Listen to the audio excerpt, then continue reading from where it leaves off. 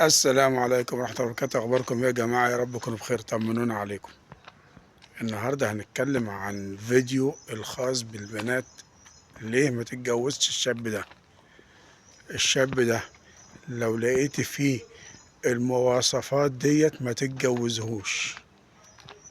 والقرار بيبقى راجع للبنات، لأن البنت لما بتحب شاب أيا كان ظروفه إيه خلاص كده. هي أساسا الستات يعني كتر خيرها بتحب من قلبها بجد.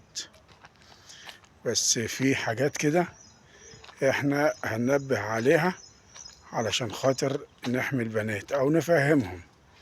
بصي، اول حاجة لو لقيتيه كداب على طول. اول حاجة ولو لقيتيه كداب، لان الكداب ده بيكذب في حاجات وحاجات.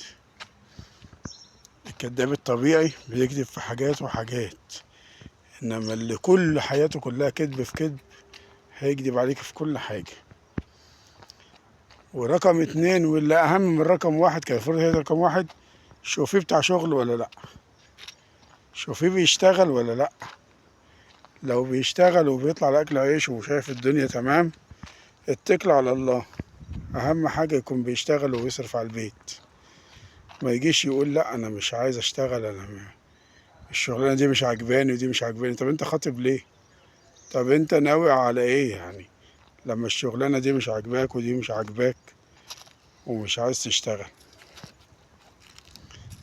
شوفيه بخيل ولا لا.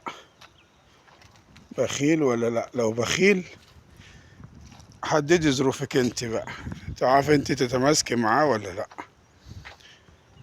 شوفيه عصبي ولا لا، لان لو طلع عصبيته في وقت الخطوبة تعرفي ان هو بعد الجواز مش عصبي، ده يعني فيري نيرفز، عصبي جدا.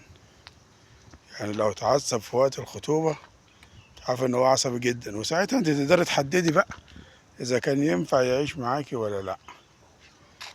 شوفي لسانه بيتكلم ازاي، لسانه بينطق كلام مقبول ولا لا. لسانه بينطق كلام مقبول ولا لا.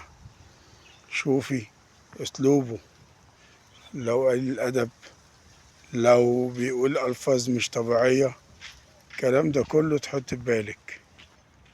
شوفي كده بيشرب حاجه ولا لا. ودي بقى اللي انا بقولها لك، هم حاجتين في ده كله هم المهمين. لو ما بيشتغلش ما تقبليش، لو بيشرب ما تقبليش، لان دولت اكتر حاجتين. خلاص كده طالما لبسوا في الواحد مفيش تعويض، ربنا اللي بيعوض. بلاش تتجوزي الشخصيات دي. احنا بنقول الكلام ده ليه؟ علشان التجارب اللي احنا شفناها وعشناها مش هينة، حاجة كبيرة. فبلاش تتجوزي الشخصية دي. احنا اتكلمنا في الفيديو اللي فات على ان الشخص ما يتجوزش البنت لو فيها صفات، والفيديو دوت لو الولد فيه صفات مش كويسة. الفيديو اللي جاي ان شاء الله على البنت الصالحة والشاب الصالح، او البنت الكويسة والشاب كويس، في فيديو واحد ان شاء الله.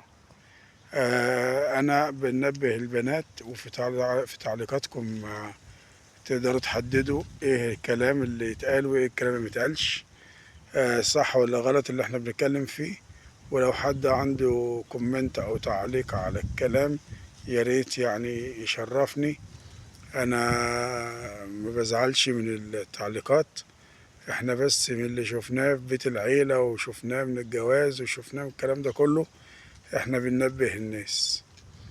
يعني واخر كلامي السلام عليكم ورحمة الله وبركاته.